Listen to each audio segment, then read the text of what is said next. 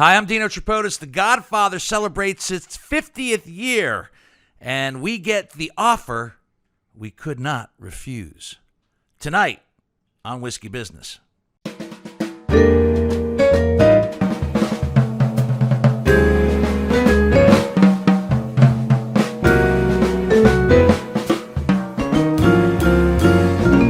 Hi, I'm Dino Tripodis, and welcome to Whiskey Business, the podcast not so much about whiskey as it is one with whiskey.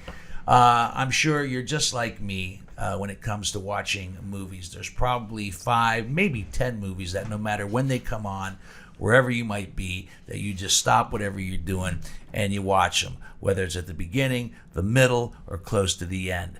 I can rattle off my top 5 in no particular order, except I'll save the last one because it's germane to what we're talking about this evening. But I'll do that with say, Casablanca. Love it.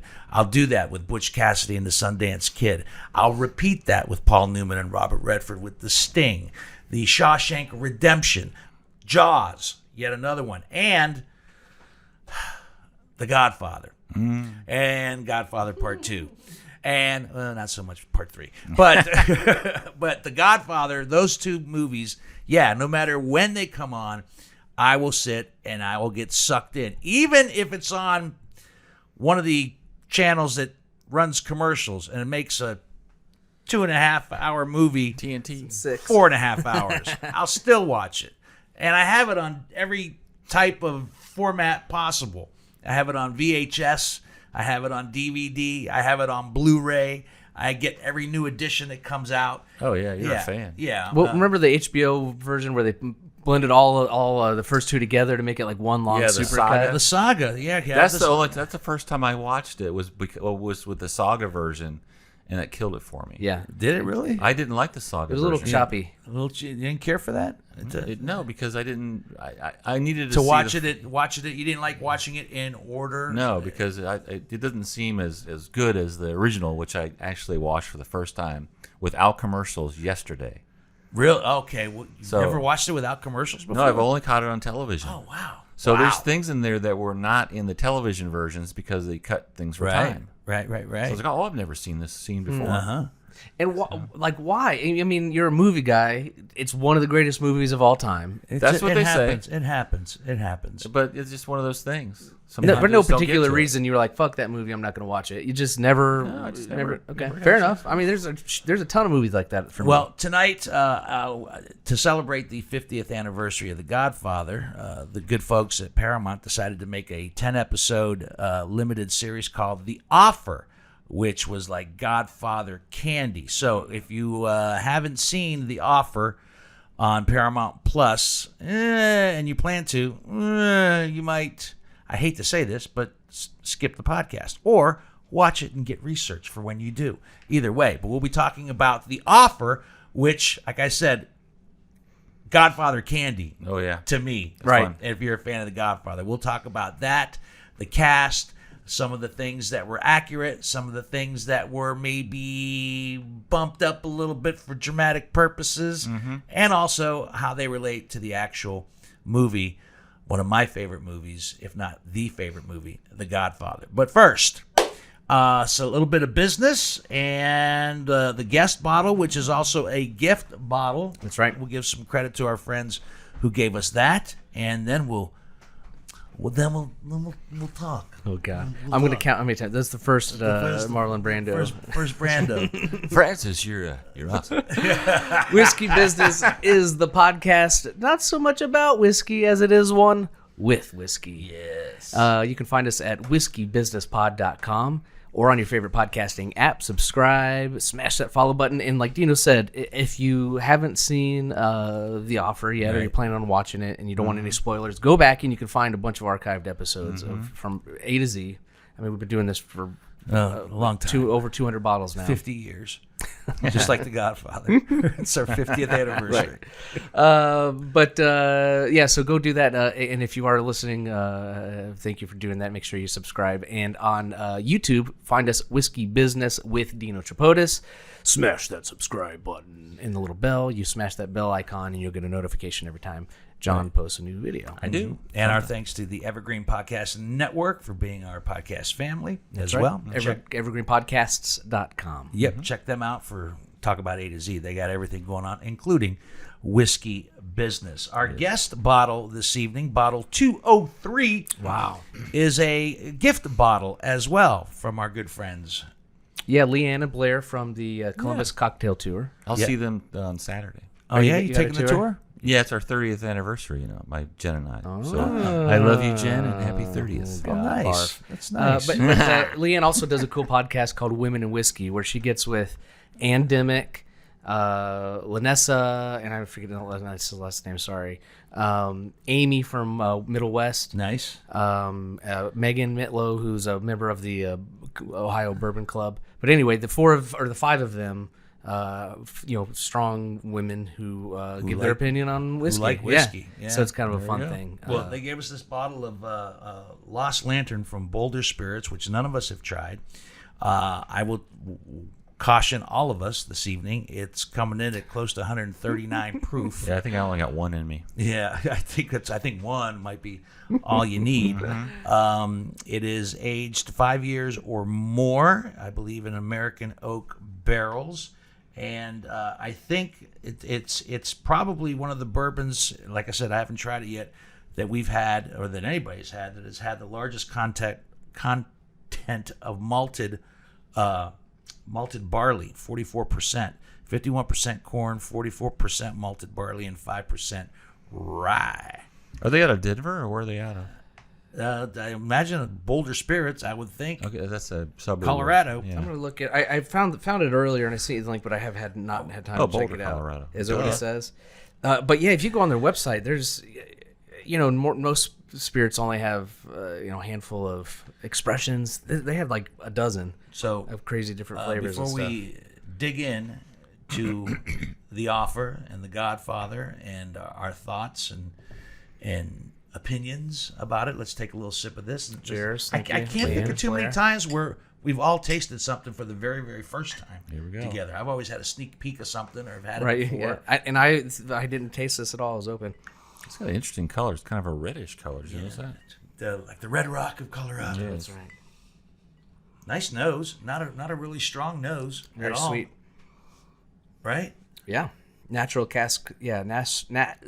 It doesn't burn. It doesn't burn. 69.3%. You know, how many times have we experienced really Right. high proof bourbons, whiskeys that do not burn? And, It's nice. We've had some that have been really, really hot, but a lot of times we come across these high proofers that. Just a little bit on the front end, but a little bit on the finish. Ooh. But it's nice. It's got a little scotchy oakiness. It's got a little scotch to it. Oh, now it's burning Oh, you can feel it now? a little bit. All right. I've been biting my tongue in the exact same spot for the past 3 weeks. And I So don't there's the big sore spot there? yeah. So that's where it's burning. Okay, Let's talk about something else. let's not talk about the sore spot on your tongue. It's from a bite, I promise. It's nice. Yeah, This is cool. And it's only one of 181 bottles. Okay. So that's pretty cool. So let's just not finish this one. Let's save it for something else down the line. But this is what kind of tastes are you picking up? I hit that scotchy first, right away.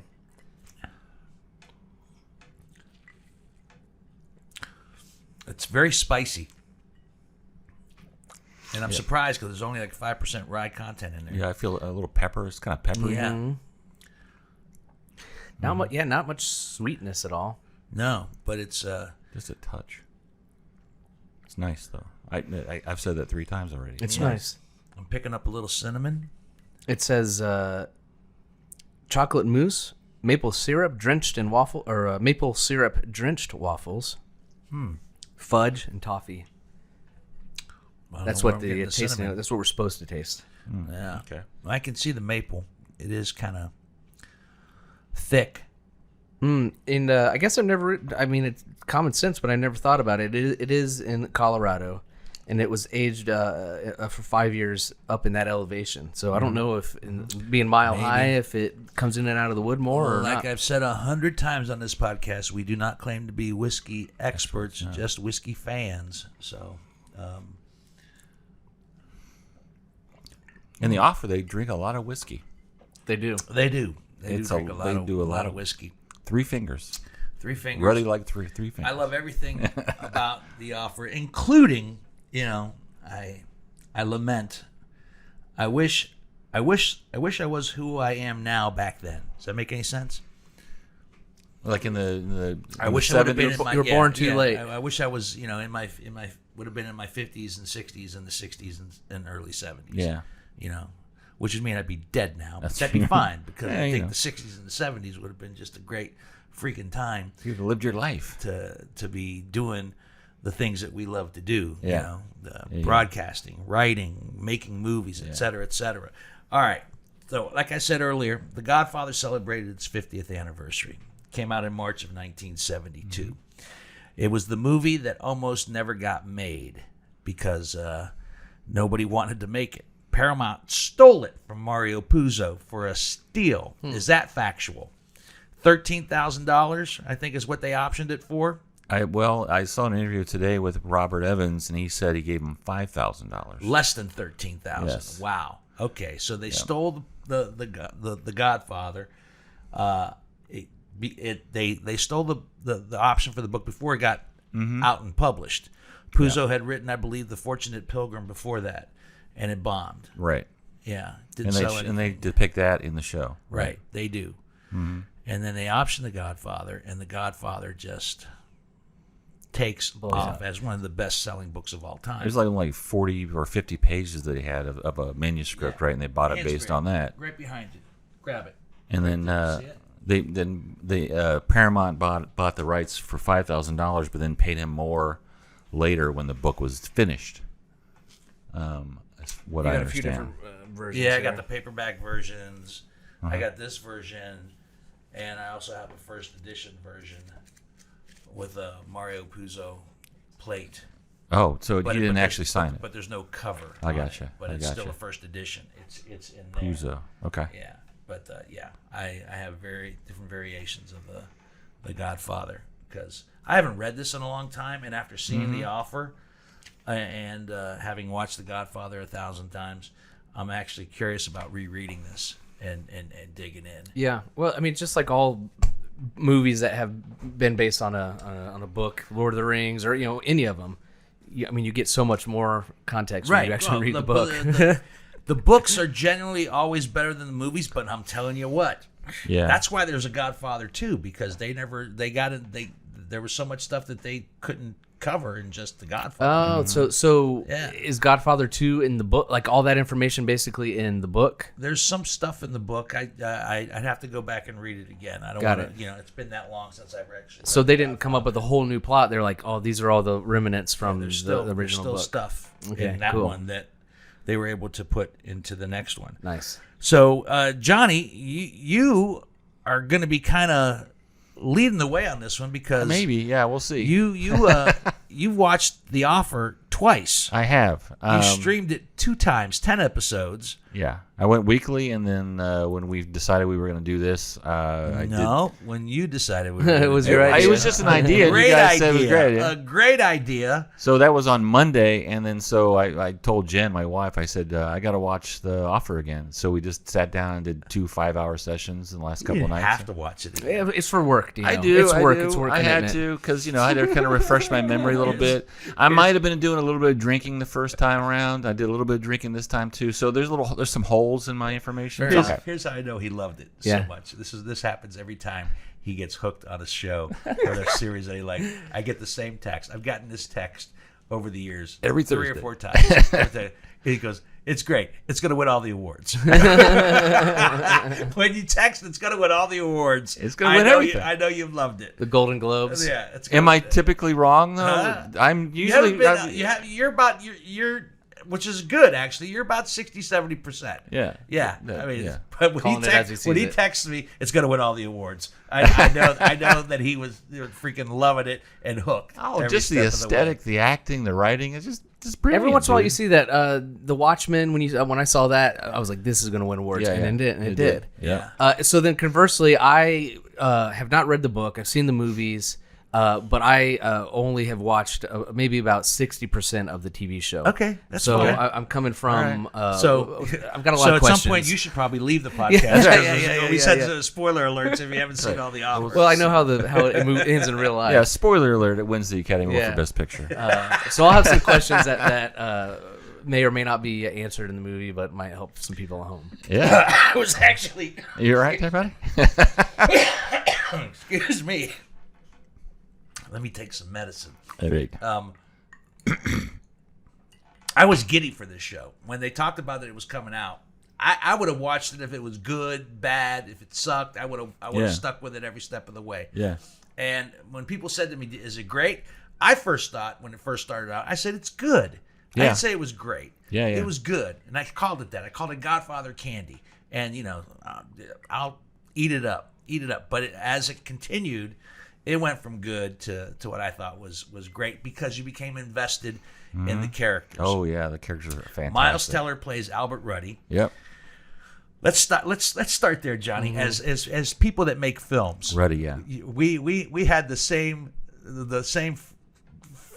fucking Jesus Christ! It was really easy to become a producer in the 70s, Right? Like walk on fucking Bug Bob Evans, and you're doing the fucking Godfather. And first you leave it. He worked for the Rand Corporation, as you saw probably in the first couple episodes, Ruddy, and he pitches Hogan's Heroes, right, in a meeting, and it's Hogan's Heroes is the afterthought. They go in with a different pitch. Yeah. What else you got?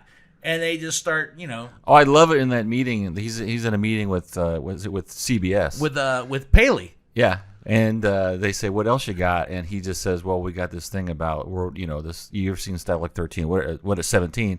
And he just like stands up and slams his foot onto the top of the table, right, and just starts telling the story of what Hogan's Heroes would be. He does the an extended elevator pitch. Oh, if you will. Through the whole series, you see a lot of that. Like people, Puzo and the director and Ruddy, all these guys trying to like convince the suits to give him more money or to not fire XYZ. But that's how they do it. Is they give him this heartfelt, emotional plea. There's a bunch of moments like that in the show. And they win the guys over. Like I said, it was the movie that almost didn't get made because Paramount wasn't willing to do. They didn't want Coppola to be the director. They didn't want Al Pacino to play Michael. Right. Barry Lapidus was just not even with it. He didn't want to make that movie ever. Lapidus. And Lapidus, as we call him later in the show. Barry Lapidus, played by Colin Hanks. Yes. Also very good. Did a great job. Very good.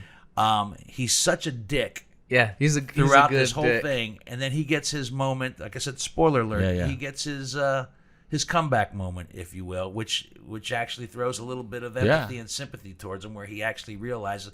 But being in radio, as many years as I have been, Lapidus reminded me of every complicated, hard to get along with, less than creative program director that I've ever worked for that just didn't get it. Yeah, he didn't get it. But he was a good businessman because at the end, I guess it was episode 9, right? Right. Where he came up with the distribution, the Genius. four-walling. That was actually something that had never been done before, where a studio had basically four-walled a movie. Explain four-walled. So when a four-walling a movie is basically you go and you tell AMC, we want to rent 100 theaters for 3 weeks, and we're going to be showing this movie there. What? Exactly. So nobody had really done it that way before, and they wanted to do it before the end of the year, before the closeout for the award season. Mm-hmm. So because they originally in the show they were going to be going out in March, which was a horrible after all the awards, after all the holidays and stuff. It's over. Nobody goes. The only things people see. But it did get released in March, didn't it? In March of 1972, with this whole four-wall idea. No, I thought it was earlier than that, so they can make the for 74. Is that what you said? 74. 72. 72. I thought it got released in March of 72, and against all all their better judgment. We might have to cut this out because I just made a mistake. But No, okay. no. You've got a lot of information there. Yeah. And it was the four-walling idea that made it a huge box office success. But it was earlier than the original release date, which was March, I thought, because they didn't want to go that deep because all the holidays, all the good holidays were they're all gone. gone. Yeah. They wanted to release in Christmas with a shorter cut, Right. Which would have been disastrous. Sure. yes, Lapidus made them cut it down by 30 minutes.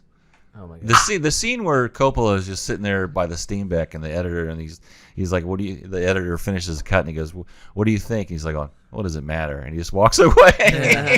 He wants to matter. They ruined my movie. That's Yeah, funny. yeah. What? So okay, finish that thought. So they rent out theaters, and then they. Like 350 of them. Yeah. And then what's the benefit of that? I guess I'm not picking. Well, it up. nobody had ever done Yeah. that before. Right. Movies Plus, weren't released word of that mouth. way. Word of mouth, really, because it was so anticipated. Because the Godfather's #1 for how many years?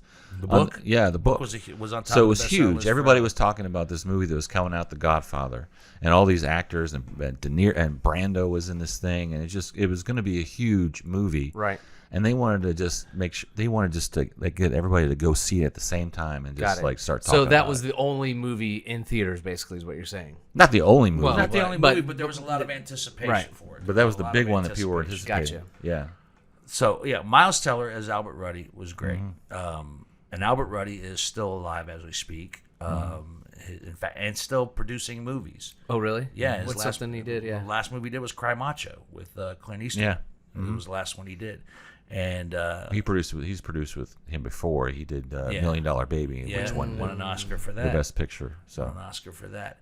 And then Matthew Good, British actor, yes, plays probably Johnny and I would agree, and maybe you haven't dug in deep enough to appreciate the character of Robert Evans. one of the funnest character in that show. Robert Evans for me is as good as Teller is, and as good as a lot of the people are in this movie, including Bern Gorman, Yeah. who plays the president of Gulf Western, Charlie. Yeah, Charlie. I've never seen him before in anything. He's been around. I looked at his IMDb page. He was in Game of Thrones. He's been around for a I while. never man. watched Game. Sorry, Sorry. I never watched Game of Thrones. That's right. I'm not a. Johnny's never seen Godfather until yesterday. Well, not all the way through without commercials. Not true. But he was great too. I mean, there's just so many great performances. Well, in and this. Keely, and I forgive me for not knowing Juno Temple. Yeah, Juno Temple. She's great. and I say that lovingly because I love her in Ted Lasso. Did you Yes. guys end up seeing Ted Lasso? Oh, I yeah. watched all of Ted Lasso. and So I'm now that was looking kind of forward the hook, but then she kind of plays a similar but very opposite, very strong Oh, yeah. woman. In Ted Lasso, she's this businesswoman who's a little bit relies more on her looks. Yeah. But this she's a very strong woman character with the brains. And, She's a problem solver. yeah. Which it meshed with Al Ruddy really well. Really did. Yeah. She played. She ended up being a big time Hollywood agent. Betty McCart. She ended up. She in the you'll see towards the spoiler. You'll see at the end where she wants to embark on her own and become an agent. Yeah. And Ruddy, Miles Teller, pays her rent for the first 2 years in this new spot, and she becomes a big time agent. She had George Clooney. She had a bunch of people I'll be damned. for a lot of years until she passed away a few years back. But she was a very big time cool. Hollywood agent, so she did it. She stuck to her guns, and she was a force That's to be awesome. reckoned with. But let's go back to Robert Evans for a second. Yes. Whitney, our favorite character. Shall we? And we're gonna be going back with our Johnny and I've been doing The accents. impressions of Robert Evans. Ready. What's going on today? You have to first of all, I think what you have to be is British. First of all, because Matthew Good is British, which Right. kills me once again. Yeah. This complete and total Brit. Is doing it. So first of all, you've got to be British, and then you have to be hired to do the part of Robert Evans, and then after watching tape upon tape of Robert Evans, you develop as you said, a more comical approach. Yeah, to a heightened impression of Robert Evans. With who was nasal, stuffed nose. a nose that was stuffed with cocaine. Who knows how he did it? I don't know. So Johnny and I have been going back and forth with Robert Evans. Our impression of Matthew Good doing Robert Right. Evans. There's a moment that I sent you guys a videotape of it because as soon as I saw it, it became my favorite moment of Robert Evans in the entire show is when he's starting to go on the bender and he's drinking in the morning and he's having a meeting and he's like I have a vodka martini with a twist and a whisper of vermouth. Two. And he goes, two. I had one. Yeah, what? He says But he 11 had o'clock the in the days morning. It always sounded like it always sounded like his nose was stuck. Right. Yes. And he had a rhythm and a cadence to it. Yeah, he was a good character. And he was. Robert Evans was. There's a great book, The Kid Stays in the Picture. If you ever get to read it, it's a biography of Robert Evans. Yeah. I mean, he was huge. He was big time in Paramount, big time. And of course, unceremoniously dismissed at one point after it was all said and done. But he made some blockbuster. He's responsible for Chinatown. Yeah. Sure. And Well respected, though, at Paramount. I guess in an interview I found out that when they were shooting in Paramount, The Offer, that Robert Evans's office was still there in the same way it was when he left. Nobody That's touched awesome. it. And they were just about to tear it down because they were doing some new Now, construction. what's his job title? Was he like the creative director? he was I mean, executive vice president. Of production, Yeah, production, but he okay. was the head of the studio. Right. Head of the Got it. studio. Cool. Yeah. And as he says in The Offer, Ruddy, your name's on the poster. Robert Evans was not on the poster. Yeah. He was not on the poster, but he had the decisions to Yeah. make. He had classic battles Yeah, with Albert Ruddy in respect. He did not want Pacino. Right. He did not want Pacino, and he allowed the influence of his then significant other, Ally McGraw, to kind of sway him a little bit because she couldn't take his eyes. Yeah. her Right. eyes off of him. A little bit. Yeah. And she wasn't wrong. So yeah. She wasn't wrong at Hi, all. Candy. But his character was so good. It had to be so much fun. There's a little story I heard when they were saying what type of glasses. They brought a whole tray full of glasses Yes. for Matthew Good in respects to Robert Evans, and he goes, "Which ones do you want?" He said, "All of them." Yeah. Because you'll see Robert Evans wearing different glasses. Different glasses every time. Yeah, and it was just great. And my question for you, Johnny, is after watching The Offer Yes. and having such joy in Yes, watching yes, Matthew yes. Good, did it make you want to smoke? No. Yeah. Not really. No. We're talking about glasses. There's something. What's her name? Juno Temple. Her friend, I guess, in L.A. when Robert Evans died, they auctioned off a lot of his estate, and her friend got a pair of glasses of Robert Evans. Oh gosh. And she was telling Good that my friend has Robert Evans glasses that he wore, and he goes, "Bring it in, please bring it in. I need to see these." And he said she brought it in, and he noticed that there was bite marks on the ear support right there, that tip of the thing, and he goes, "I never would have thought of that business." So when he's biting his glasses in the show, it's because he saw Robert Evans' real glasses that had bite marks on them. That's awesome. That's great. Isn't that cool? Yeah, that's little subtle things that Yeah. Because there's a scene where how do you stay so calm? And Booby, I'm always calm. And then they cut to him like just freaking out. I know. So good. So let's go back to the kind of the beginning of The Offer. They want to make this film. Albert Ruddy wants to make this film, and they go forward with it. And Ruddy, Miles Teller, does a great job as Al Ruddy, and the film was just a constant battle to make The Godfather. Anybody who's watched The Godfather, they go, "Why? It's so good." Well, nobody wanted to make what they said another mobster movie. Right. Nobody wanted to make a mafia movie. Right. Mobster movies were tanking. They were, and Coppola and Ruddy. This is not a mobster movie. That's It's a family movie. About family. Yeah. And then when they went to New York, the mob did not want them to make this movie because they thought it was disparaging to Italians. Right. Yeah. Which I get, and Joe Colombo ended up being an advocate for the making of this film. And that's what I was going to ask, is that Joe Colombo's a real guy, and that they Oh, really collaborated. There was a true relationship between Albert Ruddy and Joe Colombo. Yeah. They were actually became dear friends. during the movie. Giovanni Ribisi plays Joe Colombo, and that is probably what I think is probably one of those dramatic licenses that they took A little bit. respects to Colombo. One of the guys that was with Colombo, one of his lieutenants, his name was Michael Frenzens. Sorry, I screwed up his name. He actually was pissed off about the way he acted. He thought that he depicted him as a little bit more of a dope. That he was a really smart guy, and he thought he was kind of dopish the way he performed. A little stereotypical mobster guy. The whole thing with the mobsters was when I first said, "Is it great?" I said, "It's good," because that was my first criticism, that the mobsters were a little over the top in the beginning. Right. Yeah. You know, But I think they settled in. The characters settled in a little bit. And his buddy Caesar, maybe, what was it? Yeah, Caesar, the one that was like. He turned out to be one of my favorite characters. Yeah. it's a good guy. Yeah. Yeah. You know. Until you fuck with him. Yeah. Or fuck with somebody. Yeah, you know, don't steal a purse in front of him. Yeah. Don't steal a purse in front of him. He beat Yeah. the hell out of that guy. A lot of the mobsters at the beginning seemed a little stereotypical and over the top, and I went, all right. Yeah. You know, they're trying to make their point. Yeah.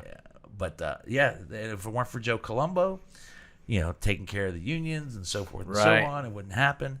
And he didn't want to do it, right? And people who've seen it know this story. That he basically the writers and decided they were going to make sure that no word of the mafia was going to be mafia. in the movie. Yeah. What if we take out the word mafia from it? Can you do that? Yeah, I can do that. And he tells Coppola, take out mafia. He goes, it's only in there twice. Yeah.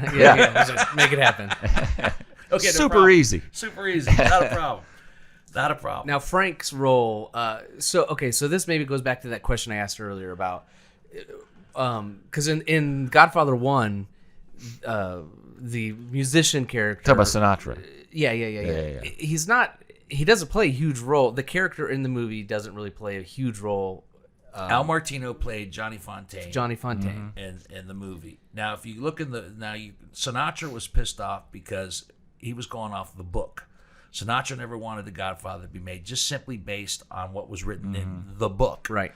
You know. So what did Fontaine's character have a bigger part threaded through the book? I don't know. I didn't read the book, but is it bigger?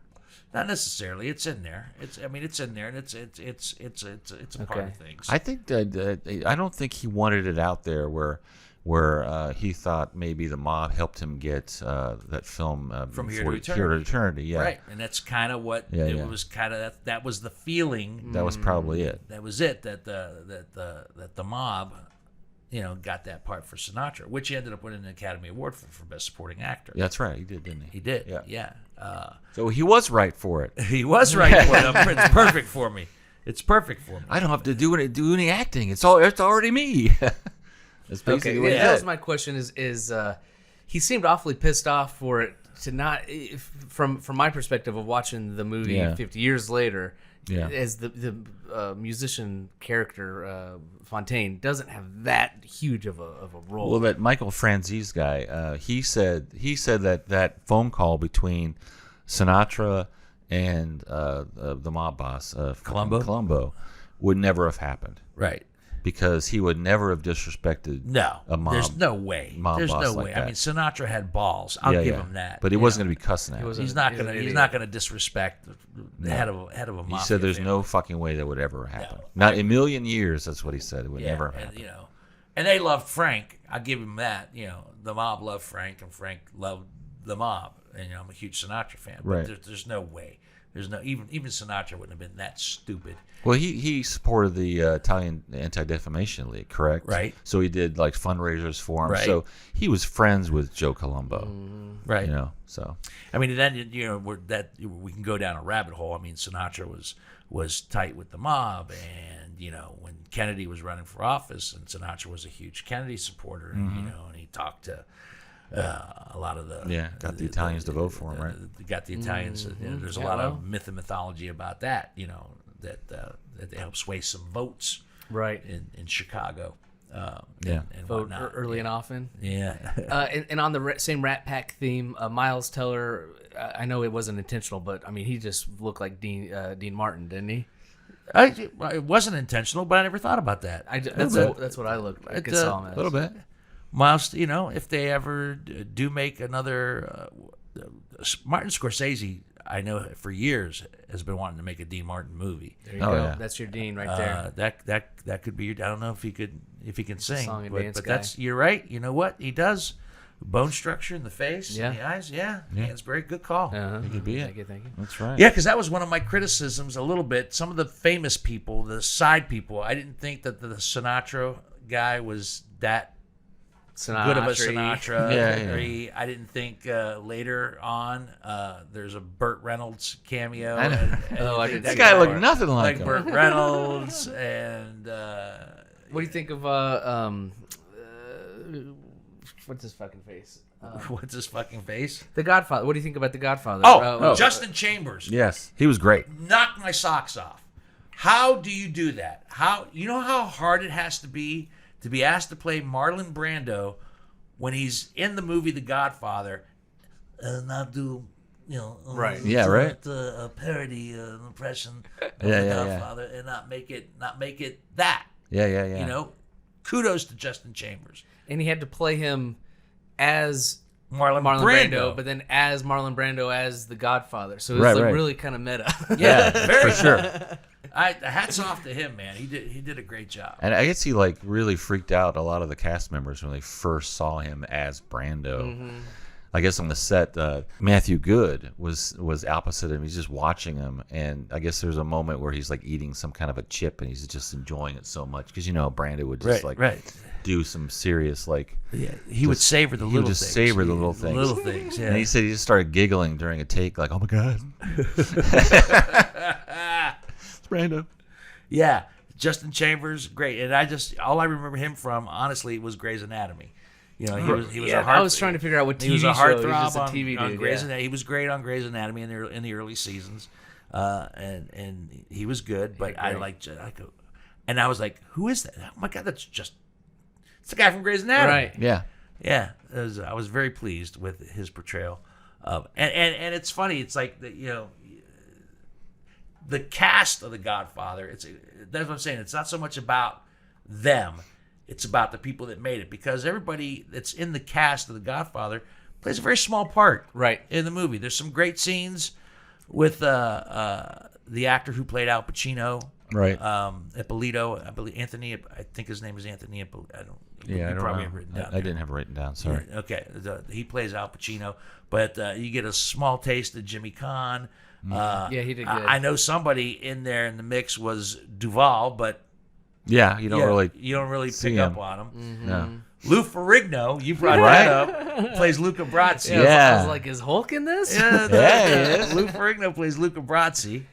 Which was a cool scene. I was asking I was asking you guys if it was real. So in the movie in Godfather, he stumbles through his lines, and you guys said that was because he actually couldn't remember his lines in real life. Could not remember his lines. Coppola saw him going over his lines. The scene in The Godfather where he's sitting there practicing before he goes to see The Godfather was just him actually in real life outside practicing the line, and Coppola had the genius.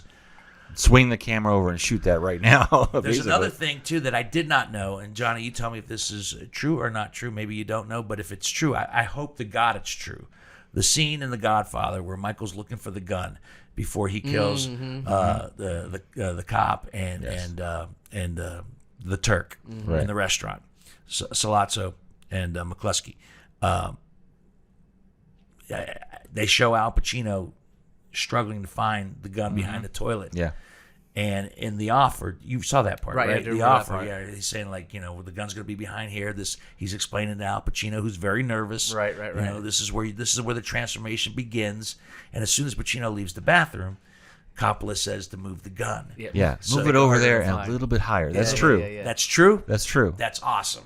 Yeah. That was please be So true. he's really nervous looking That's for it, so I think. genius. Well, it's not where Right. Coppola told him it was going to be. So he's like, so everything you see on Pacino's face in The Godfather, that's real. Yeah. And what a genius move I know, by the it's director great. Yeah. to do that. Of course.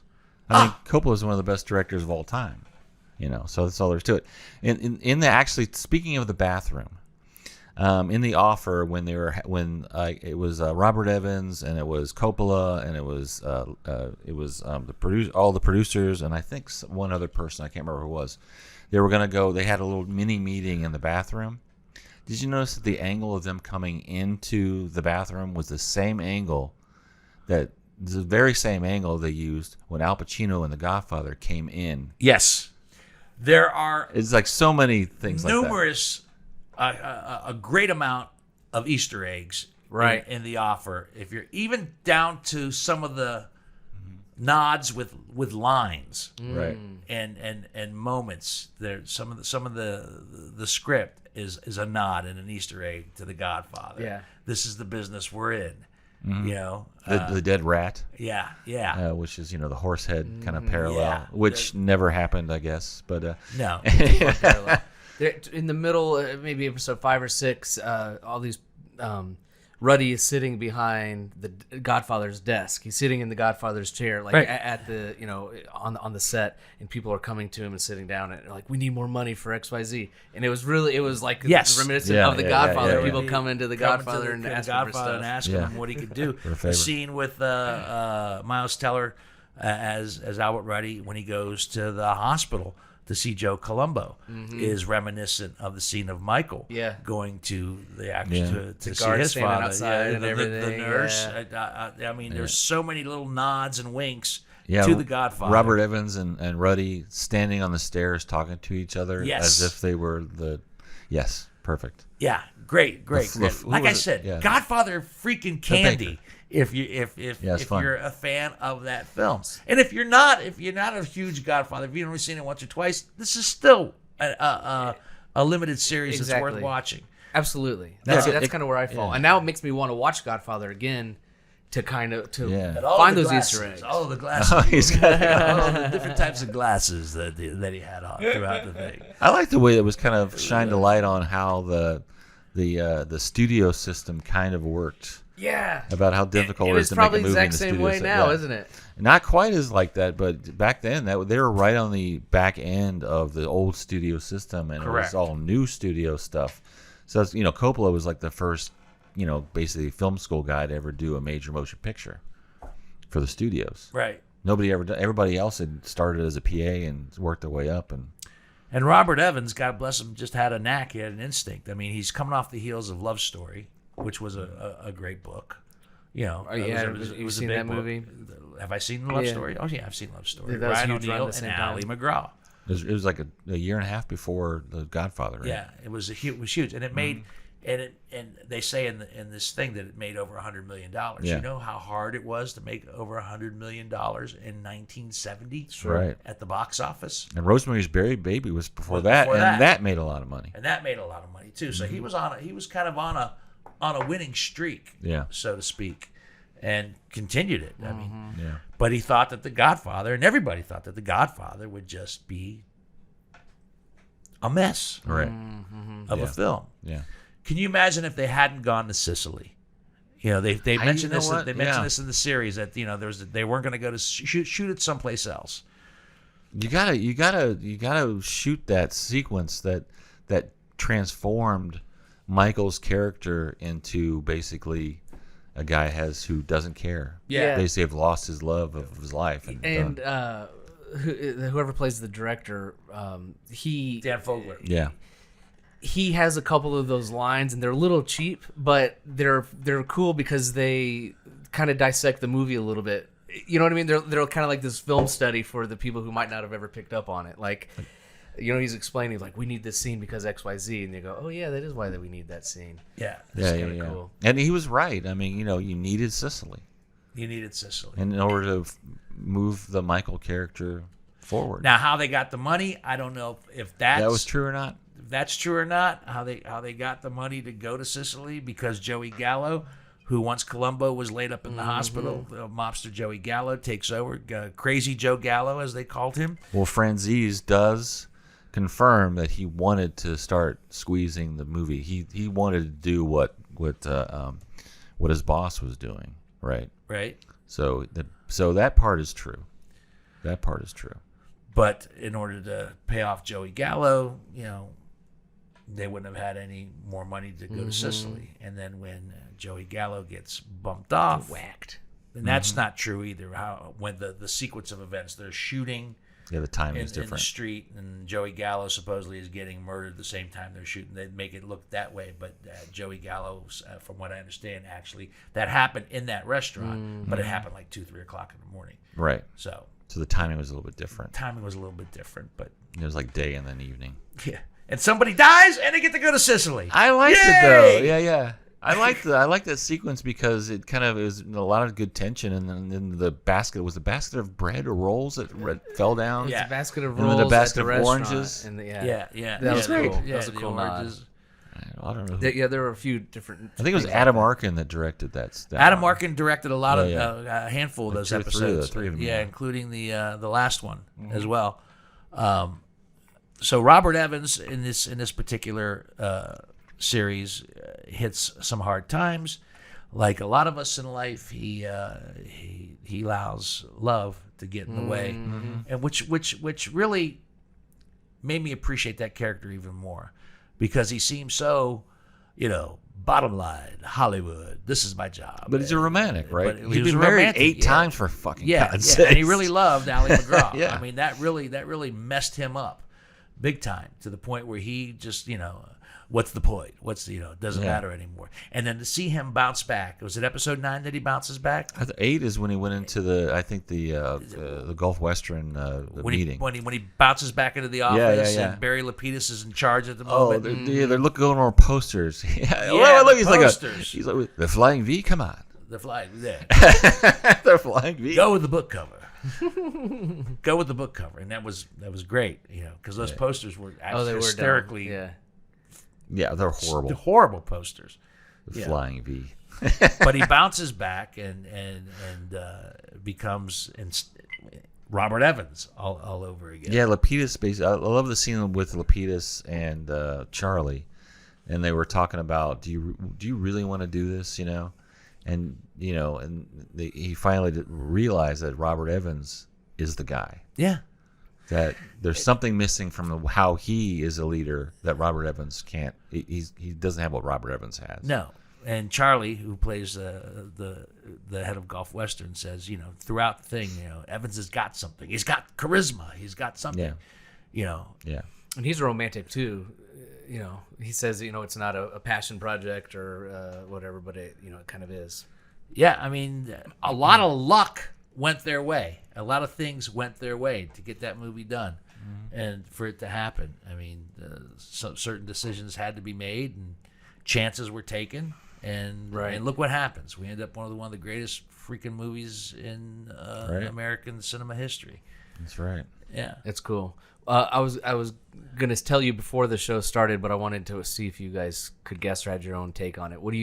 It reminded me of another TV show. I don't know if you guys have it, if it reminded you of anything, but it reminded me a lot of Mad Men. It reminded me. I was like, this is a Mad Men. A little bit, yeah. Because well, of the you're era, talking, 60s, late 70s. 60s into the early 70s. So yeah, Mad Men The took theme place song more, was that kind of like jazzy thing. Yeah, Mad Men took place more in the mid 60s, early 60s. Yeah. But yeah, I get it. And that's what I was saying earlier. I wish I was me back then. Yeah. I wish I could have lived in that period of time. Right. Yeah. Because there was just this maverick, exciting feeling. And I asked you, Johnny, if after with the love of if you wanted to light up a cigarette, smoking in restaurants and and I know, bars and everything like that. Just I was talking to my son about the show, and I said, I got a cigar. I think I'll go smoking.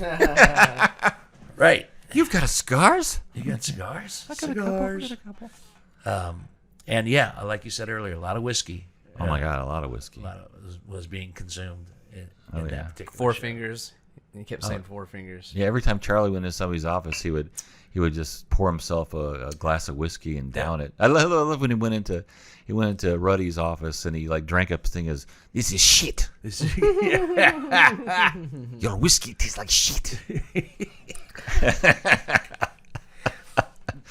A couple other things that stood out, which is funny because we talk about this at our radio station job now, is it's very opinions of old men in suits, old white guys in suits. Yeah. Calling the shots all Right. the way down. Right. And we've gotten a lot better since then, but in a weird way, it's still very, very much that.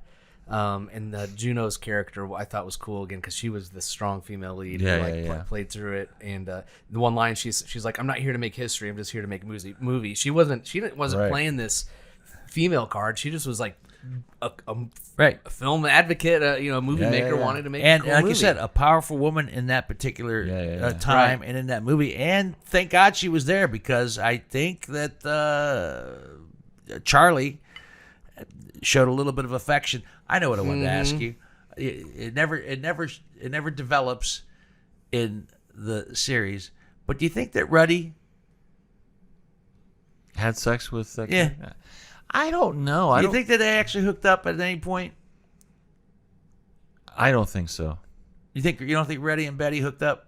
I think he doesn't shit in where he sleeps, Right. except for the one time where he gave his girlfriend a job. But and that fucked him over. That actress, I've never seen her before She either. was great. She was great. She was Yeah. beautiful. yeah. Beautiful. She was terrific Mm-hmm. in that too. Like I said, there were a lot of smaller parts in this thing that really, really worked and gelled properly. But at the end of the day, you're looking at Charlie, you're looking at Robert Evans, you're looking at Al Ruddy, and you're looking at Betty. Right. I mean, those are the four people that carry this thing wonderfully. And Yeah. I will watch it again. Oh yeah. I uninterrupted. I want to watch it again with actually not trying to binge it in the past. Yeah, in 2 watch days. it and enjoy it. My question to you, John Whitney, Yes. is Dan Folger. What? what Nothing. Dan Folger. Let's go. is they allude to Godfather 2. Do you think there's meat on the bone to make another series? Yeah, I was thinking about that today, and I was having a discussion with the wife about would there be an offer 2, and I don't know. I mean, I haven't seen actually. You know what? Outside of that, that the way they put it in, literally the Lineal's cut, that one, the special Godfather. I had not seen 2 all the way through as it exists as a feature, as the way it was released. You need to. Actually, I almost like Godfather 2 more. That's what they say. That's what they say. And also stands in movie history as being the only sequel that has won the Academy Award for Best Picture. But would it be interesting though? Was there enough resistance from the studio, from casting, to make Lord it of the an Rings. interesting story? I think it wouldn't be so much resistance. I think there's a whole different dynamic that goes into once you have a hit. And I think as far as the suits, Yeah. I think that gives them even now they're taking credit Yeah. for something that they They had- fought, they had no and now business they're doing now it. they're Yeah, winning, yeah, and now they're. I think they would be calling the shots or trying to call the Yeah. shots even more. Well, yeah. Well, it went from like $6 million budget to $14 million budget, Right. which means they probably would have their hand in a little bit more. A little bit more. So I think Yeah. there'd be a lot of drama behind. I think there had to have been a lot of behind the scenes drama in Yeah. respects to making Godfather 2. And what I thought is maybe that if they do another one, they combine the making of Godfather 2 and also flash forward to the what a lot of people consider to be, even though it was nominated for Best Picture that year, the ill-fated Godfather 3, which I've recently watched again. Coda, the latest Coppola version of Godfather 3. Was that his cut? Yeah. That was his cut. Yeah, Okay. yeah. And Is his daughter any better in that? no, edit? that's the one thing. That's the one thing that did not improve. They wouldn't pay Duvall money to come back as Tom Hagen in Godfather 3. They got George so that Hamilton, pretty and boy. in defense of George Hamilton, given how they wrote the character, I thought Hamilton did a good job, but it wasn't Tom Hagen. It wasn't Robert Duvall. I mean, the misstep there is not getting Duvall. The misstep isn't George Hamilton. It's not his fault. He Right. was filling in a part and playing a role. Iconic role. And what I noticed about Godfather 3 is that when it gets like the last hour, it starts to feel like the other two movies. It's just some and once again, this is something that I can't believe they did this. I remember when that movie came out, they were pushing for a Christmas release. Yeah. You know, they wanted a Christmas release in The Offer. We wanted to go movies, and they pushed it and they rushed it. They rushed Coppola to do Godfather 3. It still got nominated for Best Picture. It's still a good movie. If Godfather 1 and 2 never existed, you would think Godfather 3 was great. Did he write that with Puzo again? I don't know. Good question. I don't know. I don't know I was either. going to look it up. What year is Godfather 3? Oh, man.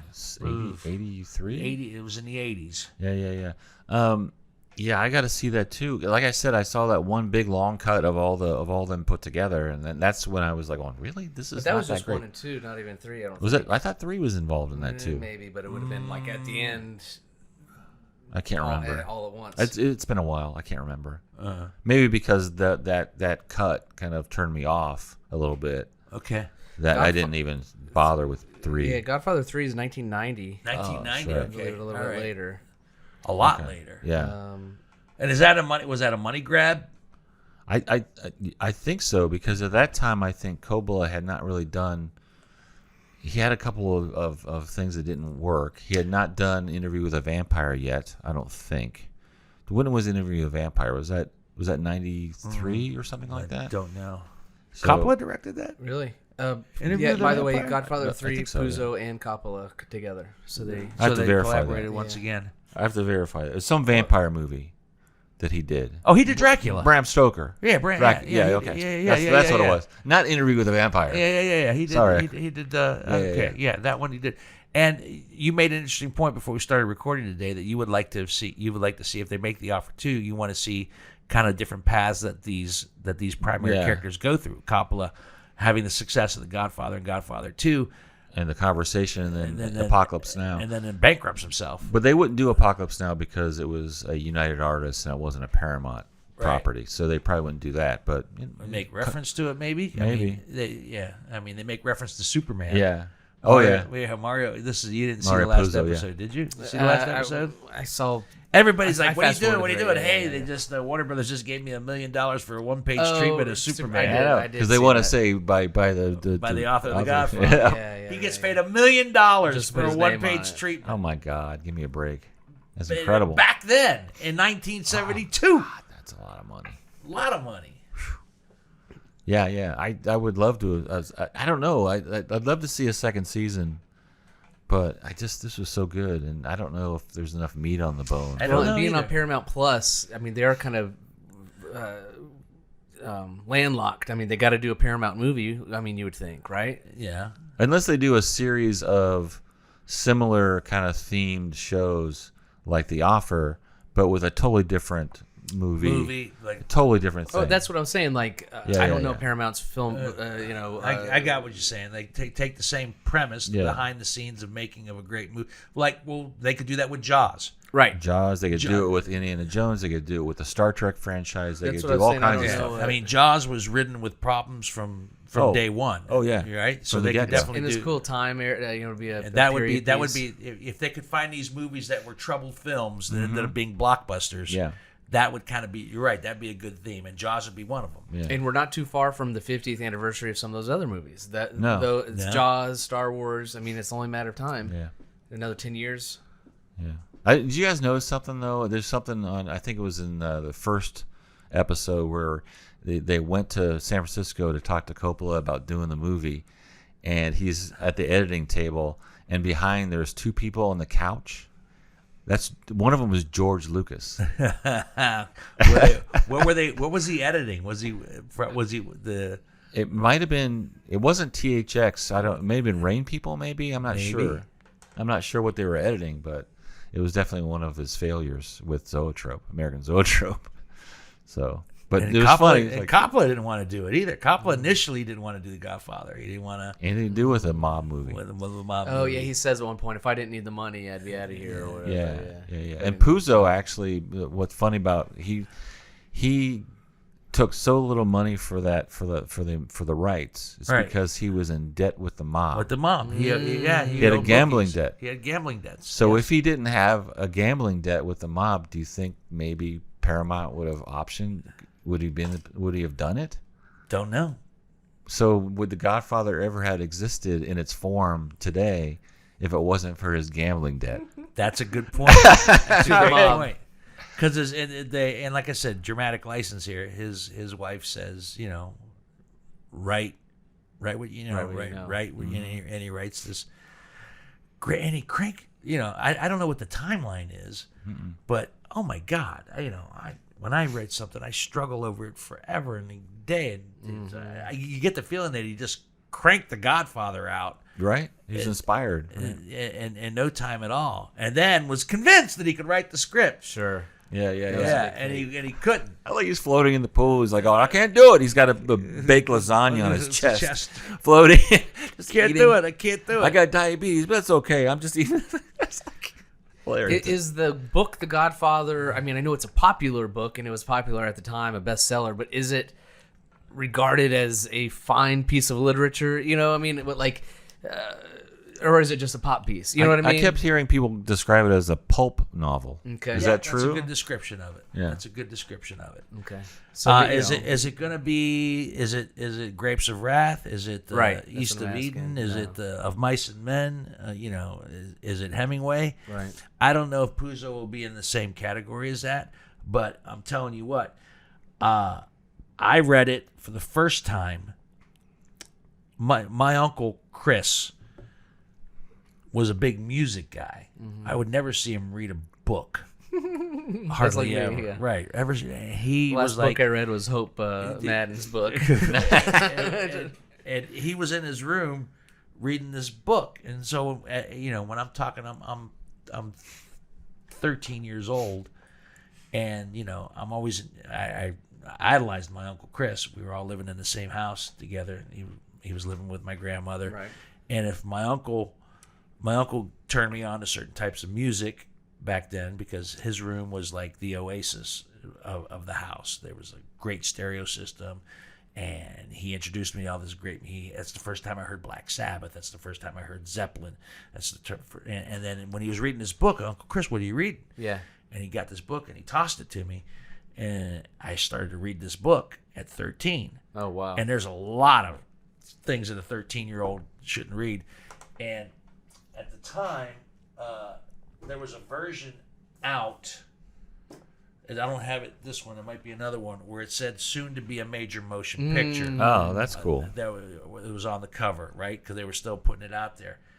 And I said, "You gotta take me," because it was rated R. Yeah. And I couldn't go by myself. You gotta take me to see this, and we actually saw it at the Paramount Theater Awesome. in Steubenville. And you were like Ohio. 14 years old or Oh something? yeah. So you did read the book before the movie came out. Yes, Very 1972 is when it came out, and I said, "Chris, you gotta take me," and to go see this movie. And we Don't had, tell your grandma. Yeah, we had the Capitol Theater, the Grand Theater, and the Paramount Theater. Did you see it in the Paramount I Theater? saw it at the Paramount Ah, Theater. of Yeah, course. it was a Paramount movie. It Hell was yes. the Paramount Theater, and and it's just That's cool. that was a very cool moment. This is a loaded question, but so you talk about how Puzo couldn't. Write the He screenplay. had struggle writing some There's screenplay. apparently there's a law in Hollywood. Don't let the author of a book write the screenplay. Yeah. So Yeah. what's I mean, like I said, it's a loaded question, but I mean, what's the difference? Why is one easier than the other? Why would you why is that? It's different Well, format. a book Yeah. you can make a book as long as you want to make it. A screenplay has to be condensed. You got to be able to tighten it up. You got to be able. You can't. It's hard. Yeah. It's hard. You got to take the best of it. You take Jaws for an example. There's a story. Did you ever read Jaws by Peter Benchley? No.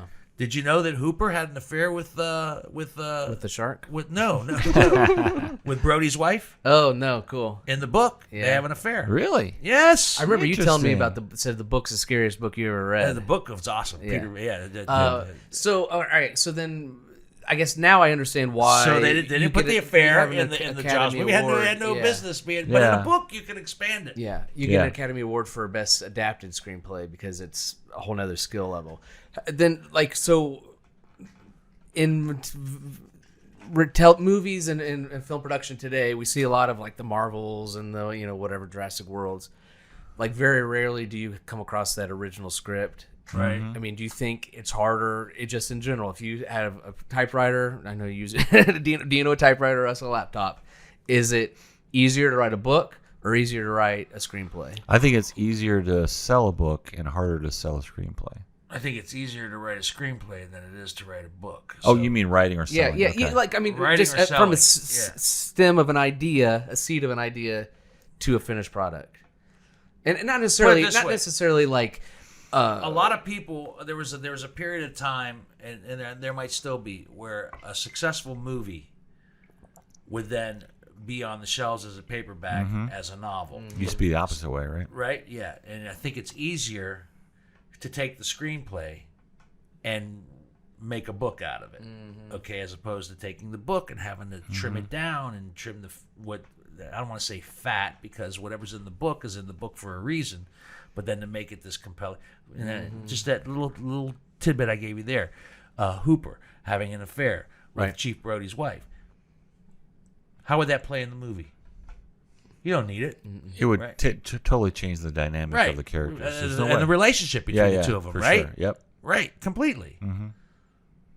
So it was a In smart, the book- smart idea. In the book, Take it out. it somehow comes works. together and works, Well, it's just like the most I know would be a Stephen King, like because that's what I've seen and read the most of. Like I've read, and I've read that's you know what I'm saying. Well, yeah, I mean, And you're right. Stephen King is take The Stand, take it. It is a huge book. The Stand, huge book. To condense that down to compelling, not an easy thing to do. But an original screenplay, I believe Chinatown was original. That's original. Right? That's I think original. So, yeah. Right? That's And they were talking about that, making that next. Yeah, Robert in Evans The actually Office. made a deal with Paramount that he would still be the head of the studio, but he would be a producer. And I think Chinatown was the first project that he produced out of the gate. right.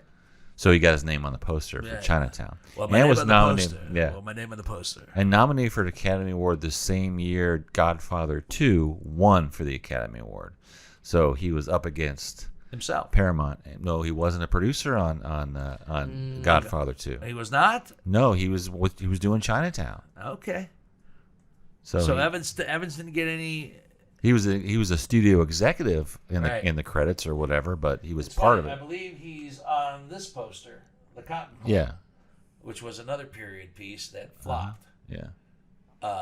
Yeah, I've never seen it. I always stare at that movie. Like, one of these days, I'm going to watch that movie. Yeah. Yeah, and Coppola was involved in that movie as well. Did he write that? Was he a writer? I'm going to disappear for a second.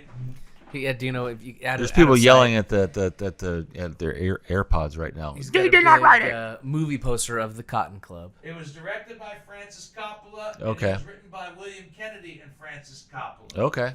And produced, he's on the poster, Robert Evans. Rub it in. Is that Richard Gere? Richard Gere. It is, yeah. And that's another movie, too, that bears another viewing. I have a better appreciation for it later. I've never seen it. It's good. Yeah. It's good. Let me see if you can stream it anywhere.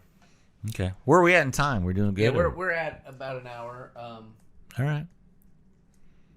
We're at, a little bit over. Okay. All I'm right. gonna So trim it up a little bit. we'll start to wrap it up here because we want to encourage you to a lot of things. Yeah. I've actually run into people and I'm amazed and I'm shocked and it actually changes my opinion of them when they say they've never seen The Godfather.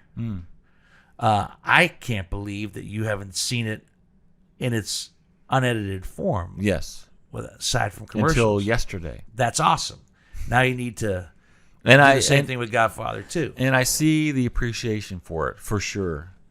It's a work of art, man. It is a fucking work of art. I mean, the cinematography, the acting, the writing. It's just. Did fucking you incredible. appreciate that as a filmmaker? Did you appreciate some of the battles that they had on set in regards to? Well, having watched lighting? the Offer and then watching the film, I was like going, okay, I see why. Because Gordon Willis. yeah, Gordon Willis is a great DP, and the thing is that the studio system was used to things that are high key, very bright.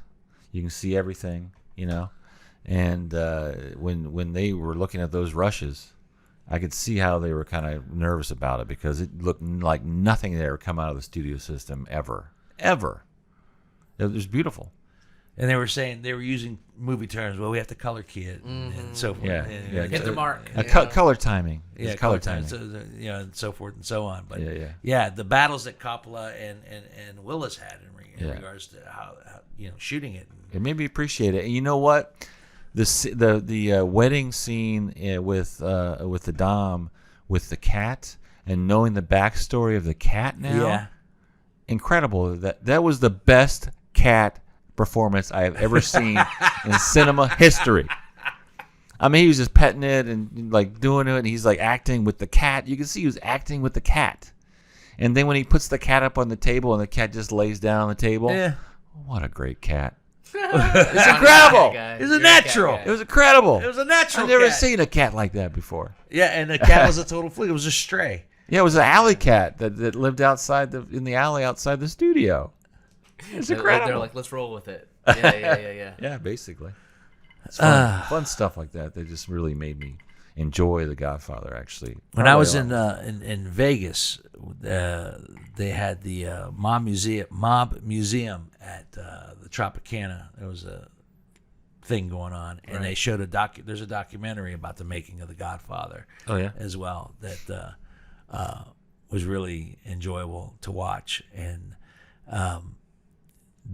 The Offer made me reminiscent of that particular. I knew before The Offer ever came around that this was a movie that almost didn't get made, and I knew there was a lot of resistance. I knew that the mob had a lot to do with it, and so forth and so on, and what was mentioned, how they show this relationship between Albert Ruddy and Joe Colombo. That's that's true. They had a relationship. They were friends, so that part of it, while dramatized, was true. I mean, and Albert Ruddy passes on Godfather 2. I know, right? To make The Longest Yard. I know. One of my favorite. I love that movie of all time. Mean Machine. And Burt Reynolds. I don't know if I want to do a prison movie. And Albert Ruddy convinces him to do The Longest Yard, and a passion project for Ruddy, and it ended up being that's one of my favorite movies of all time. Like he wrote the treatment for that, Yes, right? he did. Right after Hogan's, right? Yeah. So. If we don't, what's he say in the series? If we can't get agents bringing us, then we create our own. Yeah. Right, Yeah. Nobody was sending him anything that he could bite on with his neck. He was getting kind of anxious because everybody else was getting ready to work on other things. Right. And Ruddy had nothing, and so he says, except for Godfather 2, which Robert Evans thought he was going to be on board and ended up walking away from it, man. And look what happens. Yeah. Wins the Academy Award for Best Picture. Coppola finally gets his Oscar for Best Director. Yeah. He loses the Oscar on Oscar night to Bob Fosse for Cabaret. No, he won Best Director. Not for Godfather. I thought he got for Godfather 2. Godfather 1. No, Godfather 2. Coppola got the Oscar for Best Director. But Godfather, he lost to Fosse. To You're Fosse correct, yes. for Cabaret. Yes. And everybody thought Cabaret would also walk away with Best Picture, but it didn't. Did not. So that was one of those years where the director Lost. the director wins but doesn't get Best Picture. Oh, right. Which has always been one of those things to me. If it was the Best Picture, then why wasn't the director the best director? Wasn't that in this It's particular about case? production. Pulp It's about Fiction. the production. Oh wait, no. Pulp Fiction didn't win. It was Forrest Gump, right? Right. Isn't that the I think thing? so, yeah. Yeah. But at least he got best adapted screenplay and best picture. Right. So which Coppola kind of did really walk shows away. you how good that movie Yeah, was. Coppola did walk away with an Oscar that night, Yeah. but not for director. But he made up for it. Our friends George Wolf and Hope Madden. They are our movie critic friends who watch every movie in the planet, but they very rarely watch TV because they just don't have time for it. Like they literally watch. They need to one watch or two this. movies a day. But I wonder if this is something that they would like and what they would think about it because it's pretty inside baseball. Yeah, because it is inside baseball and it's about the movies. I'll have to ask George that tomorrow when I see him. Yeah. If that's something he would want to watch, because they watch like you said, very little television. But if it's about the movies, that might, especially since Hope has just wrapped up shooting on her film, as well. So maybe she would appreciate the trials. A new appreciation, yeah, for sure. Oh man, yeah. the mafia That's take probably care of one of the being things I idiots. appreciated the most out of it, the trials and tribulations. Yeah. I mean, that was a studio picture, but still, wow, that's a studio picture. That's a Paramount picture, and they still had to put up with a ton of bullshit and not being able to get what they wanted to get, when they needed to get what they needed to get. And they had a limited budget where they had to squeeze $27,000 out of the budget just to go to Sicily. Yeah, $25,000 to go to Sicily. Are you kidding me? 2 weeks or whatever it was in Sicily with not a full crew, but geez. Now today, millions. Oh my God. To send everybody over there to shoot.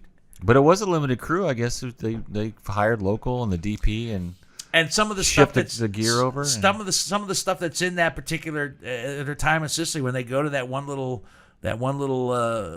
restaurant, and they go, and Coppola says this would be a great place to shoot. Mm-hmm. They didn't know where they were going to shoot. No. And the blowing up of the car and the Godfather, we got one shot at this. Yeah. What do you say? 27,000 euro? 50,000 lira.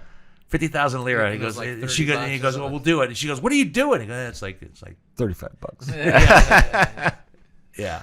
Yeah, that was awesome. Like, you're right. Earlier we talked about it, but and that's why I think The Offer 2. That's why I think there'd be something of substance in there, because the whole first one was a struggle, and now after you have a hit, a success, different kind of struggle. Yeah. Where you think I just made the best, highest grossing film in history at that particular time, anyway. Right now, and I'm getting shit. You're telling me no? Yeah. Coppola had to deal with other problems, different set of problems. I don't know the story, so I'd be interested to see either, if they And develop something. then if they combine it with the fact that years later, Godfather 3, I don't Even know. if they did just I like a think there's still 4-episode meat on arc the. or I think there's still meat on the bone. Okay. I think there's still meat on the bone. I like either idea of that, or like we say, another movie, Jaws, or. But I also like Your that Poison, idea too. Pick another movie that behind the scenes and had issues. Yeah. Yeah, because that would my choice would be Jaws. There's a lot of problems Spielberg was a new director, still kind of new, kind of a newbie. Yep. Sugarland Express, we had that under his belt, I think. Yes. And prior to that, I think just TV stuff. Yeah. Every time I see that episode of Columbo, directed by Steven Spielberg. Is it great? There's a lot of like dolly in shots to close ups. I'd have to watch it again, but I always chuckle when directed by Steven Spielberg. Well, he did that one film that was made for TV movie with Duel. Duel. Oh my With gosh. Robert Weaver. It was great. Yeah. You ever see that? Oh, yeah. It's just about a guy being hunted down by a truck. Big giant evil truck. By an evil truck. Nice. Yeah. Yeah. And you were like, what? But it's compelling as fuck. It's All really right, good. I'm on it. Is it made for TV movie? It was a made for TV movie. That's It what was. got him his job with the studios, and he started making movies. Yep. Do you have any more? John has a whole book full of notes. Did we cover? Did we miss anything that you wanted to cover before we something wrap else in up? there. Oh, That's going to send us down another rabbit hole. the cat. I said that. No, the rat left for Evans was never happened. This is according to Franzese, the guy who was a henchman or in the family, the Columbo family. Mickey Cohen, the sequence where they basically said, "Oh yeah, Mickey Cohen, go and scare these guys," and so they got him to shoot the back of the car. Never happened because Mickey Cohen was in jail at the time. Aha! He was in jail from 63 to 72. Bullshit. So that's bullshit. Right. And also, how do you shoot out the back of a window and not kill not, anyone not, else? not kill somebody? Must have been buckshot. Who knows? Yeah. Picking buckshot out of her hair. I told you about the Sinatra not yelling at Joe Colombo. Would never have happened. I love the moment where this is not part of that. I love the moment where the two studio heads, Evans and the guy from, I can't remember, Warner Brothers, were talking about, because when he got the job. Pacino was with the gang, couldn't shoot straight. Yes. Yeah. And they were like talking about who can we trade you for to be in that movie, and it was fucking Robert De Niro. Right. Awesome. Just I love that moment, but I do like the moment. I do like that movie, The Gang That Couldn't Shoot Straight. Yeah, it wasn't Smaller bad. film, but it was a good. It was fun. Movie. And the moment when Brando is sitting there and like they're going, why did you why I took this script, why I took this movie, because you liked the character. He goes, no, because he said that Sinatra didn't like his Guys and Dolls performance of Luck Be a Lady, and he knows that Sinatra doesn't like the book or the movie, and he's gonna piss him off by doing this movie. Remember that? Yeah. That was great. Yeah. That's pretty much all I got. We kind of talked about everything. Yeah. No. There's one other scene real quick that just popped into my head. They have the cast for the first time. Oh yeah. And they sit down at the dinner table. True story. Yeah. And basically they start just improvising as their own characters. Right. And Yeah. that was kind of cool. Now, speaking of which, I hope this is true too, because they show it in the series that they tell Jimmy Caan to beat the shit out of. Yeah. True. True. So when you That's see that awesome. sequence and he's like beating him over the head with that when that trash can goes on his head, and you Yeah. know that hurt. That all was real That's great. because he And was just beating the shit out of him because Yeah. he just beat up Holly Shire In the real set. life. Yeah. Or well. He actually hit her. Yeah. So that's that part. And Is he's true. got a book out, by the way. The guy that played Carlo Okay. has got a book out. Orange Pants. Orange about- Pants. Yeah, about his the Godfather and Does he paint himself as not so much of a douchebag? Because he was kind of a douchebag in the show. Yeah, he is. He plays a big douche in the show, but Yeah. he talks a lot about the Godfather and how Brando didn't want him on the film at all, and that he actually stood up to Brando in a threatening way. Okay, Okay. and for real, but Brando thought he was acting. Oh shit! No shit. And Brandon's like, okay, he's good. Yeah. Oh, okay. Yeah. You try to He get me starts off being this method, fucking, right? You try to get me off this picture. I'll fucking this and so forth. The other thing, Brandon's like, okay. You can act. But yeah, I was hoping that Jimmy Caan thing, like let whisper into Jimmy Caan's ear, really beat the shit out of him. What a great move by Ruddy, Yeah. right? And so many Yeah. things that we enjoy. I'll say it again. It's Godfather candy. So if you love The Godfather, watch The Offer. Hansberry, when we put this one out, hashtag Paramount Plus, because we're giving you a free freaking plug. Oh, shit. No doubt. God man. damn it. Free subscription for life. I'll use the poster for the thumbnail. That's what I'm doing. There you go. Yeah. It's good stuff. So Is Yellowstone Paramount Plus. All right, okay. They got their 2 for 2. I haven't seen it. yeah, I haven't watched any of Yellowstone either. Now, I did see some people on TikTok. That's where I go for my movie reviews, and there were actually some people that didn't care for it. And again, That's fine. It is a TikTok review, so you got to take it with a grain of salt. That's fine. But a lot of their criticism was that it's was too inside. It is inside. Yeah, That's yeah. not a criticism. Yeah. It is. It's totally inside. And the same thing with you is like, that doesn't look like Frank Sinatra.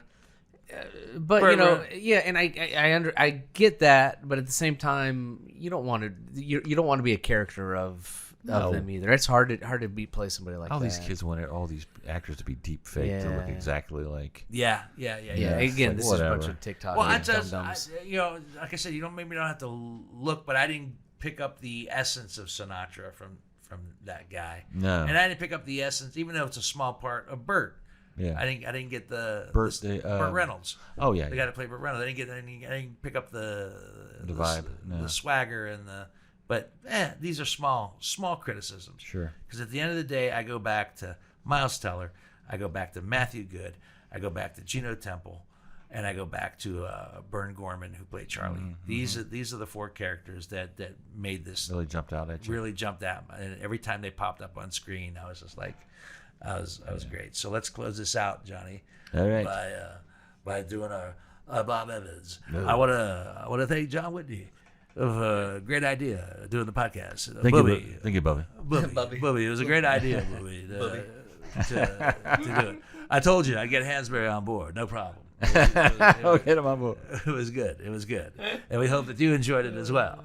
And also want to thank the guest spot on this evening. Thank Leanne and Blair for The Lost Lantern. 4 fingers of this will put you on your ass. That's true. That is true. And a whisper of And a whisper of a with a twist. 2. All right. 1. Thank you for allowing us to go down a rabbit hole this evening here on Whiskey Business. My name is Dino Tripodis. Thank you, Greg Hansberry. Thank you, John Whitney. Hey. John Whitney, who you know, if he was excited to be on the podcast, because Right. he hates being on the podcast as far as on camera and whatnot. So you know. He got his own screen and You everything. know he had to totally dig the subject matter this evening to do it. Thank you, buddy. No I love problem. it when you want to step up and be a part of things. No problem.